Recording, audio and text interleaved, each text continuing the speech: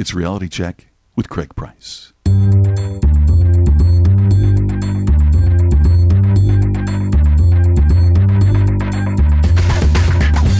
I'm an idiot. 4 minutes in and I'm already wrong. I'm like a monkey. Hello, look at me. Craig, shut up. Hey, I need you guys to do these things. You're like a beautiful mind. I'm more like Forrest Gump. So welcome to another Reality Check with Craig Price. I am your host, Craig Price. We got a great show for you this week. Meryl Hooker joins me to talk about customer service. We've all been customers. Many of us have been in positions where we have to provide service to customers, whether we like to or not, and whether it be a retail situation or a business-to-business or just coworkers. Customer service means so much to so many different people. I thought I'd have her come on and talk about some of the things that irritate us about customer service, some of the things that irritate us about customers, things that we can do to work better with customers, and things that we can do just to work better with our coworkers. They're sometimes our customers as well. We may not actually have clients and customers, but we certainly have people we need to work with and interact with on a daily basis. So on a technological front, this is going to be the first Skype interview that I've done. That's right, we've expanded our reach. It's no longer just wherever I happen to be. I can now interview people over the phone, or in this case, Meryl's in Washington, D.C. I'm able to Skype with her, and we can do this over the phone, so to speak, or over the internet.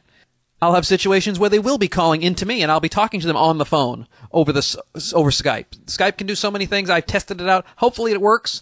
The sound quality, not as what you may have heard in the past, but I'm working on that. Every episode with Skype will improve. I'm still hoping to get more and more face-to-face interviews, and that's how the majority of them will be. But as we move forward, I'm no longer limited by where I am and where my guest is. I can now go to them through the internet. And I'm doing all this to provide better customer service to you. Is that a segue or what? Ladies and gentlemen, without any further ado, Meryl Hooker.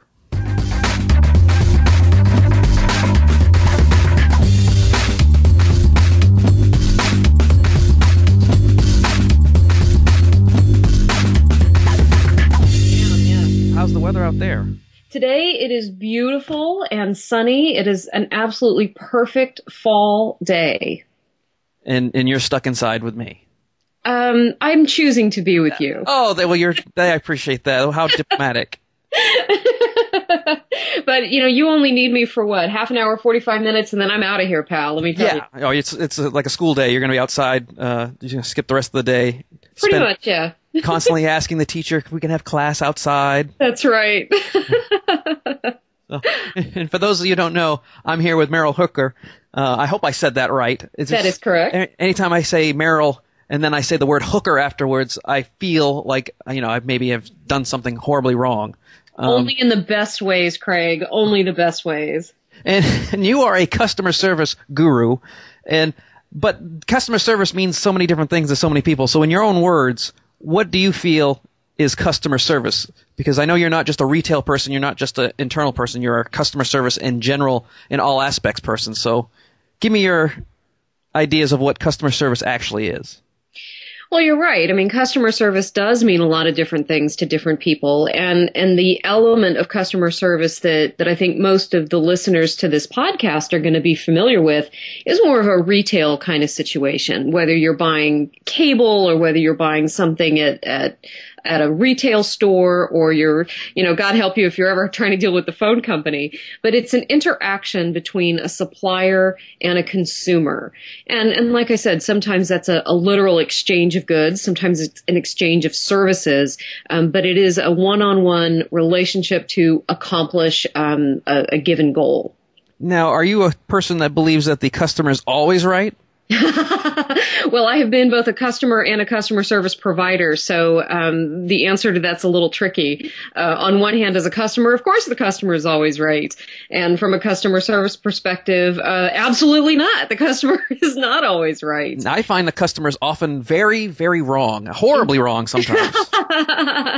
And that whole philosophy, I mean, to some extent, is definitely a serviceable one. I mean, one of the objectives of serving customers is that you want your customers to be happy. You want them to come back to your store. You want them to come back to your service. You want them to hire you again. But there's definitely a line between the customer always being right and the customer taking advantage of you. Definitely. Yeah, because I see that a lot.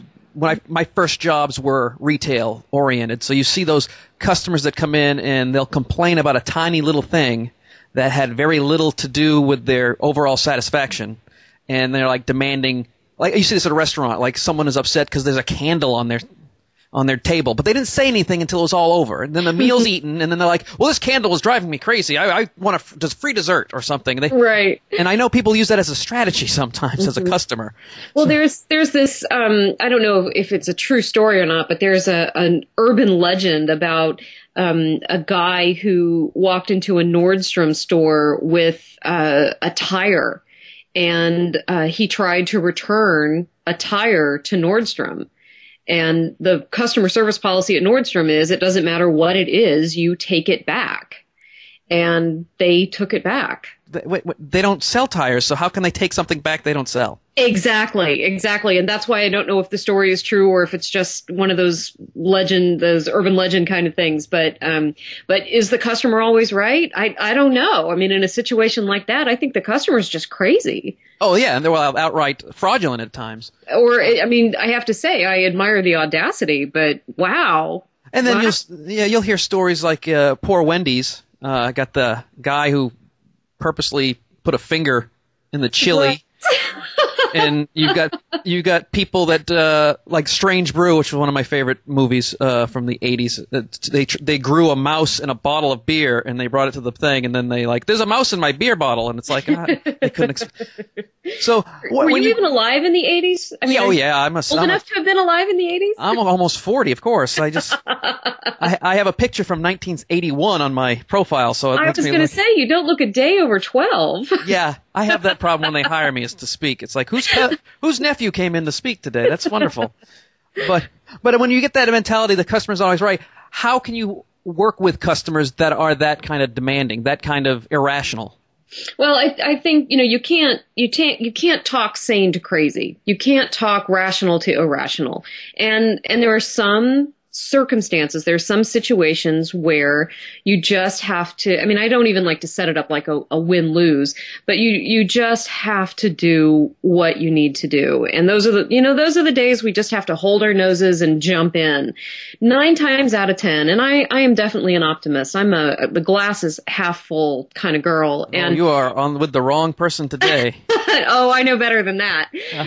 So often, most people, my experience has been that most people just want to feel heard. So if you have a customer come to you who's complaining about the candle on the table, chances are their problem isn't really the candle on the table. It's about something else. And so the first step to really providing exceptional customer service is to shut up, detach emotionally, and listen. Because often people just need to say whatever it is that's bothering them. Yeah, they just got to vent it out a little bit. Exactly. And by the time they get to the end of their rant, they've either calmed themselves down, they've solved the problem for themselves, or they've actually given you the solution that they're looking for. One of the things that happens, or that has happened to me in the past, and I can't take total credit for the actual language on this. Unfortunately, I don't remember the source, but. Is it going to be profane language? Profound. Oh, profound is not nearly as fun as profane, but go ahead. I had one of my clients call me and she was really upset. An order that she had placed had not arrived on time, and she was on deadline, and she was really, really upset. So I let her go. I let her yell. And at the end of it, I said, this is my favorite problem to solve. This is a terrible situation. This is absolutely unacceptable. And this is my favorite problem to solve. And then she just kind of paused, and then she laughed. And we were able to fix the situation and track the package and get it to her exactly when she needed it to be there. So part of delivering customer service, it's listening, but it's also having a little bit of fun with it. Because once people calm themselves down, you really have an opportunity to serve them and help them feel heard and solve whatever it is their problem is. And part of that listening is getting a feel for the person, because I know that some people enjoy a little quip or a little wit when they're talking about a problem. They're all worked up, and then someone can break the tension a little bit. But also you have to get a feel to see if sometimes people want you to take their issues seriously. So, to joke about it, it might actually cause more problems. Absolutely. And that's definitely part of the listening process. And that gets me in trouble on a regular basis. I have a very saturated sense of humor. I can laugh at just about anything. So I personally have to really monitor that. And the more experience you get and the more practice you get really listening, you can get a feel for who the other person is. And oftentimes, like I said before, whatever their issue is with you or your product or your service, it may not actually be about you. It could just be about them. And today is your lucky day, and you're the one that gets to deal with it at that time. So it's about taking that and turning it into an opportunity to serve. Well, absolutely. And when you're talking about necessarily retail or customers, when you talk about maybe your department to department, yes. I think people forget sometimes that they need to have customer service for their coworkers because it's more of an attitude. It's more of a way of presenting yourself in general. How can you set up a good standard of customer service in a situation where you don't really have any customers? You just have coworkers and employees and bosses. Well, and part of that really goes to creating a culture at your workplace that fosters the building of relationships between people who work there. There's some statistic that says we spend more time at work in the course of our lifetimes than we do at home with our families and our spouses and partners. So it's really important that you get to know the people you work with on a personal level. I mean, you don't have to be best friends with them, but to know people by name and be able to communicate with them like a grown-up in a polite, conversational, cooperative kind of way can go it's amazing what happens when you have a strong team of people who can work together. And a big part of that is that personal level. And with so many people telecommuting and working in different locations, I think a lot of that face time is being replaced with Facebook. And that personal connection does get lost. And it sounds real touchy-feely and emotional, but work and the participation at work with coworkers and managers and bosses, we are social creatures, and those interactions are important. I find it very ironic that you live in Washington, D.C., and yet rarely do anyone in Washington, D.C. as politicians do any of this with each other. Well, there are a couple of DCs. There's federal DC, and then there's the rest of us. I am definitely part of the rest of us. Oh, sure. I wasn't saying that you're one of these. I find it funny that when they have politicians on, or they have pundits especially, yes. They're not polite to each other. They're not cordial. They don't take a second to even listen to what the other person's saying. They're just grabbing sound bites and then trying to one-up them. So I just thought it was very funny that you being situated in the heart of people who don't listen and it's all self-absorption you're able to survive there by telling the other people the exact opposite, which is what they should be doing. Well, I like to think of it as my contribution to helping to create a culture of civility. And if you're going to create change, sometimes you just have to go to the heart of the beast and work from within. I think we may have to clone you about 10,000 times to get that. Oh, no, please don't do that. That could open up a can of worms none of us are prepared for.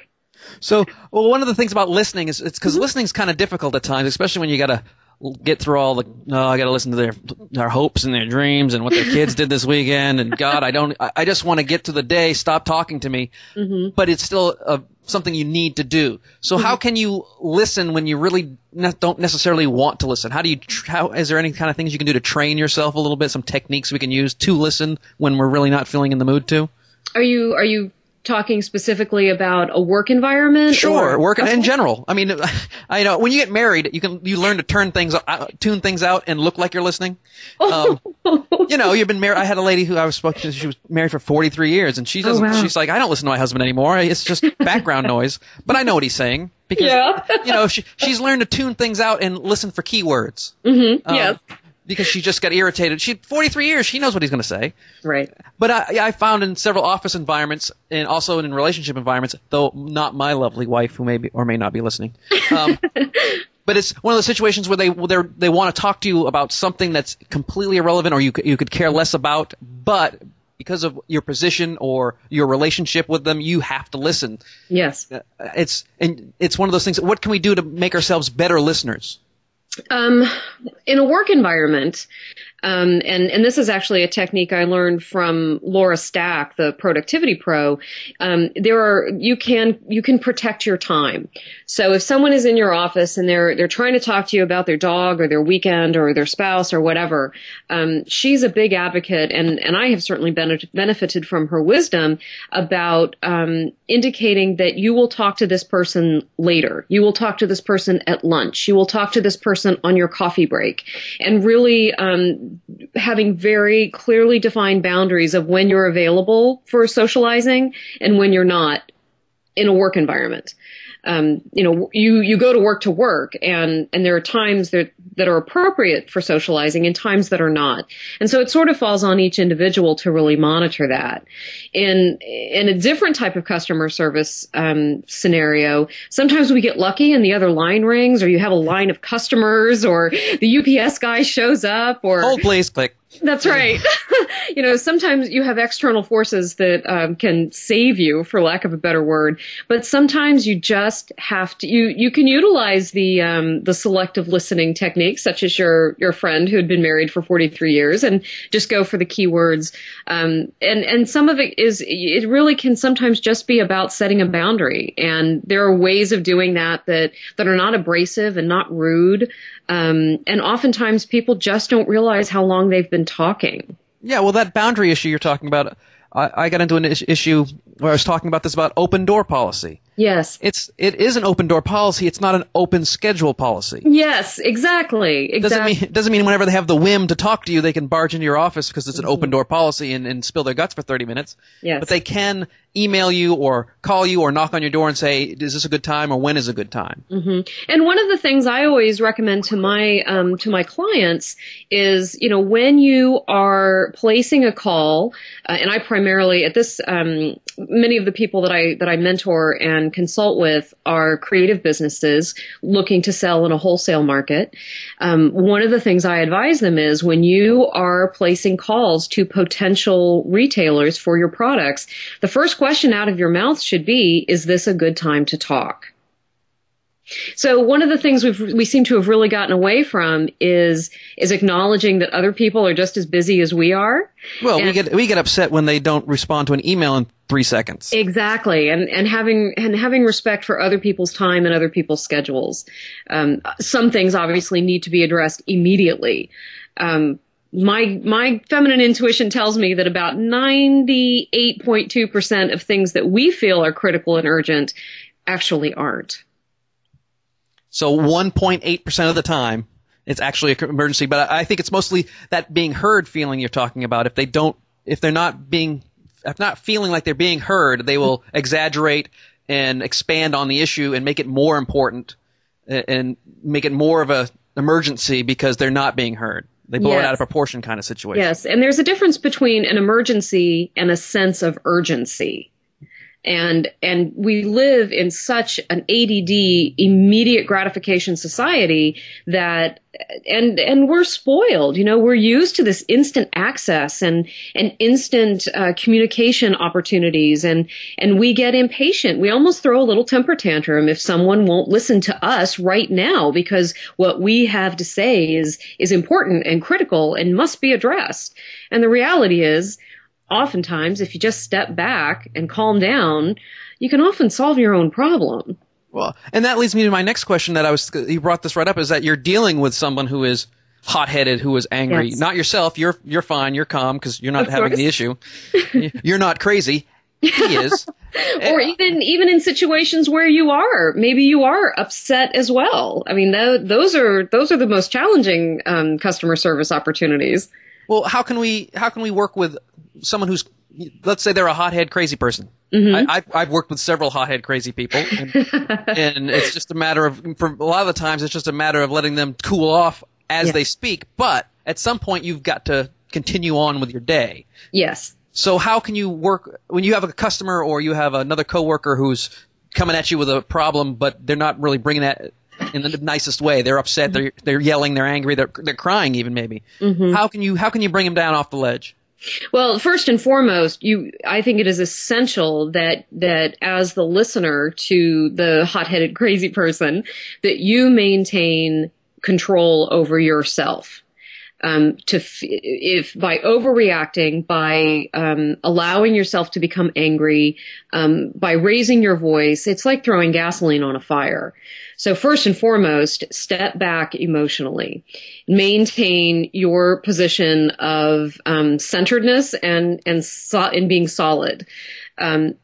So you're going to check yourself before you wreck yourself. Exactly. I've got that down to all the lingo. The kids love it. That's fantastic. I got to write that down. So that's first and foremost. Check yourself. And the second is you've probably seen people do this. They just get themselves so whipped up. And my experience has been one of two things happen. They either reach the end of the rant and they calm down and they're fine. Or they reach the end of the rant and they just sputter and they don't even know what to do next.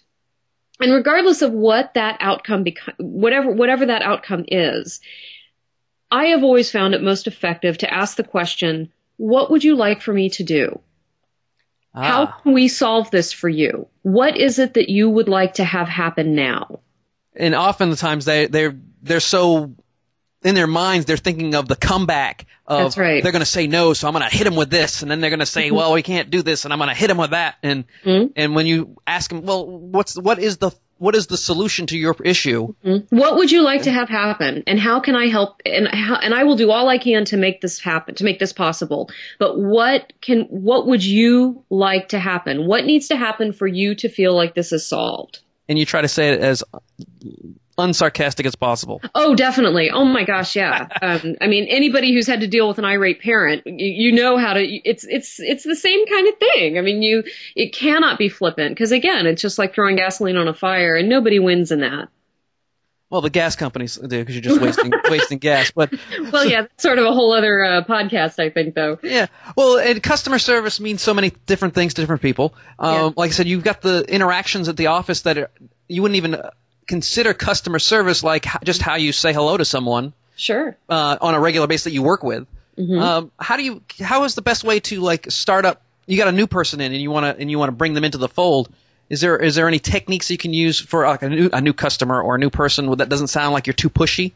Because I find that often people stumble over themselves sometimes with new people or with new clients trying to show how customer service oriented they are, and it kind of scares people because it's like you're creepy. Right, exactly. Overload. Well, one of my own personal pet peeve is whenever I get a call from a vendor and they insist on using my name at the end of every sentence. I'm not sure who wrote the manual on that, but I really hope that person got fired. I just had a guest who was very good, very nice person, but you could tell he was either going to go into politics or he was trained by some coach to say, say someone's name. So as I'd ask him a question, every question would be, well, Craig, and you know what, Craig? And it's like, it sounded like I was on C-SPAN. Right. Yeah, that does try to be a little crazy sometimes. Well, and it just sort of feels unnatural. And maybe that's a generational thing. That's very possible. I know there's someone who's, unfortunately, I don't know who's credited with this idea that the most beautiful sound that any person can hear is the sound of their own name. I don't know that I necessarily subscribe to that. I think there's a point. I mean, if you want to acknowledge a person, but every sentence I think is overkill. So, when you've got a new coworker or a new client or a new person who's coming into your work environment, I think it's important to get to know them. And that conversation can be as simple as, so, what did you do before you came here? Or you don't want to get too personal too fast because that's creepy, like you were just saying. But I think it's about really seeing people, whether it's your coworker or your customer, as more than an account number, as more than a credit card number, as more than just another person standing in line or just one more thing you have to deal with. And the most successful professional relationships I have had, and I'm sure that this is your case too, Craig, are relationships that extend beyond just the immediate task at hand. Now, obviously, that's a little more possible in a work environment, an office environment, as opposed to, say, a retail environment. Though with small business, oftentimes you can get recognized because if as a frequent customer, that's one of the benefits of independently owned stores as opposed to big chain stores. So it's the personal connection that makes that distinctive and distinguished. Well, one of the things that I'm a negative person, or you said you're a half full person. I'm definitely a half empty person myself. I always like to put a realistic slant because we're talking about what are some of the things to do. Okay. What are the big mistakes that you see people make in customer service environments? Well, I'm thinking primarily, I'm thinking of a retail situation, I'm thinking of a service situation, and then I'm thinking of a coworker situation. So let's start with retail. That triples the time. Look at that. Here we go. You can really stretch this answer. Buckle up. Here we go. In a retail situation, first and foremost, there is nothing that makes me crazier than a cashier or someone at a customer service desk who will not make eye contact and will not talk to people as they check out. Makes me absolutely insane. I'm coming into the store. I'm spending my hard-earned money here because I'm choosing to shop here. The least that you can do is look at me and acknowledge me. You don't have to ask my whole life story. You don't even have to ask me how my day was or if I found everything in the store okay. But look me in the face and say hello. And then at the end, say thank you. I mean, this is manners 101.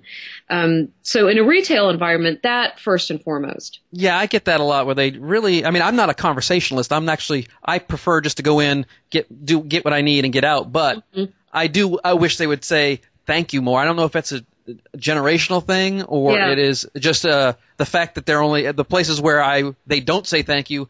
Quite frankly, they're not making enough money to care. Right. I don't know what the situation is, but I do see that as well. That drives me crazy. Yeah. They just can't say thank you. And it is tricky. I know that some of those folks are working 2 and 3 jobs and they're not making a lot of money and they may be exhausted and maybe they don't care. And that's a cultural and a societal issue that at some point is going to need to be addressed. And one could argue is already starting to be addressed, but that's another podcast. But I just think it's so important to, and maybe, Craig, you know what this conversation might really be about? No, Meryl, please tell me. This conversation, Craig, might actually be about customer service as a return to civility and manners. So often, and maybe I'm sure you've had this experience too. You call the phone company and you're just a number to them and you get transferred from person to person to person and you have to repeat your story 15 times. And this could feed into your work scenario. How great would it be if you're talking to, Miss Jones, because you don't have a dial tone on your phone, and she says, okay, well, I'm going to need to transfer you to another department. And then by the time you get transferred, the person on the other end has already been briefed on what your problem is. That could be a real good example of an office service issue. And I guess in a large corporation like, the phone company, maybe they're not set up to accommodate that. Well, every time I call phone purgatory, it really drives me crazy where I have to enter my account number. Yes. Before I even talk to a human being, that's fine. So I punch it in, and they take me. Then the first thing they ask is my account number. Mm-hmm. Well, wait a minute. How many times do I got to give my own 15-number account number to somebody? Right. It's like, isn't there a system in place? And they don't seem really to, often. The cable company is what really bothers me. I'm not the phone company. I don't deal with. I don't really have to deal with them too much. But the cable company, I need my TV. So they're as far as I'm concerned, they're the worst because they don't ever know what's going on in the neighborhood. Like if there's a cable outage, they can't really tell me what's going on. Mm-hmm. The person they transfer me to doesn't know anything about who I am or why I'm calling. Or my favorite one is when you get transferred to a department. I'm in the wrong department through maybe even my own error. I'll admit that, but they won't transfer me back. Yes, like you have to hang up and call back. Just call back, click, and it's like, where is the help part? Where's the customer support? Well, and everybody loses there. You lose as the customer because your problem doesn't get solved, and the coworkers, the other people at the cable company, they lose because by the time the right person actually gets you on the phone, you're mad as hell. and you're the crazy irrational guy yelling on the phone, and the whole thing could have been avoided with a few simple questions and a transfer button.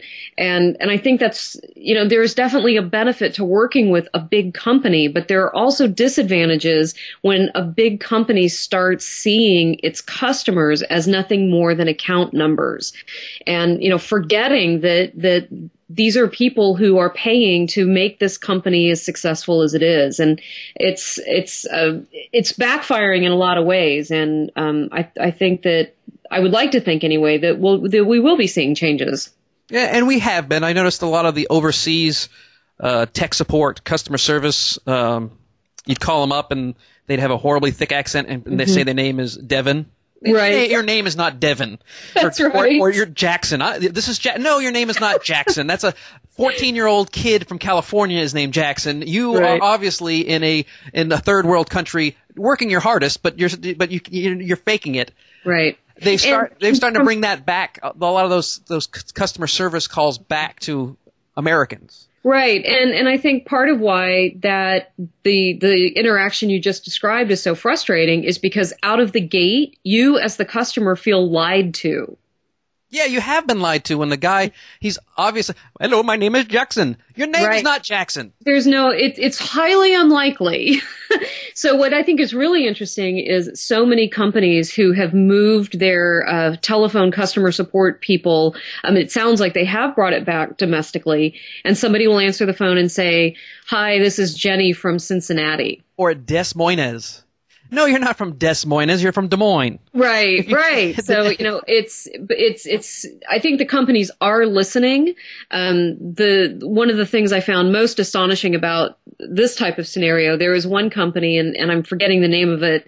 I apologize for that. But for an additional monthly fee, you could be guaranteed that the support person that you contacted would be in the U.S. Well, that's for additional fee. They don't deserve to get their name on the podcast. I agree. Okay. I'm glad you forgot who they were. Remember then. So, things like that I think are pretty disgusting, but that's not a service issue. That's more of a political issue. Well, and I don't mind people trying to make a living in other countries and getting jobs and all that stuff. I just don't want, like you said, it's right up front, you're lied to. Exactly. Right up front, you don't feel like, and it's not because they have an accent. It's not because they're in another country. No. It's that they're pretending to be somewhere else and someone else. Yes, because someone at the parent company decided this was a good idea, which immediately instills a sense of distrust, and immediately you as the customer, you're untrusting. I'm using that word a lot, but you're sort of set up to be angry and irrational because, that's how we feel when we're lied to. Well, that's why they have those credit card ads with the bearded gentleman named Jenny. That's right. who's in like the Ukraine or something. So. Or an igloo or something, I think. Yeah. Well, we're running out of time here, but I wanted to make sure that people knew how to get a hold of you, because not only do you speak at conventions and association meetings as a keynoter, but you also mentor and coach, and I'm sure people would love to find out how to get a hold of you. Oh, and I would love for people to get a hold of me. They can find me. You can Google me, Meryl. That's Meryl. Last name is Hooker, Hooker. And you'll learn more about me than you would ever possibly want to know. Or you can just go to my website, MerylHooker.com. Well, I certainly appreciate you being on the phone today. The pleasure was mine. My first Skype interview, and I really appreciate you volunteering to suffer through the technical issues. Oh, no. I have complete faith in your abilities. Well, that makes one of us. Meryl, enjoy the rest of your day. Go outside and have fun out in the nice weather. Thank you so much. Well, there you have it. Meryl Hooker for you, ladies and gentlemen. I want to thank her for taking time out of her busy day, her beautiful fall day in Washington, D.C. to join me. Remember, you can always find us at realitycheckpodcast.com. You can find us on Facebook, where every Tuesday morning you will get the podcast delivered directly to your feed. You can email me at Craig@speakercraigprice.com, and I will answer any questions you may have. Have a great week.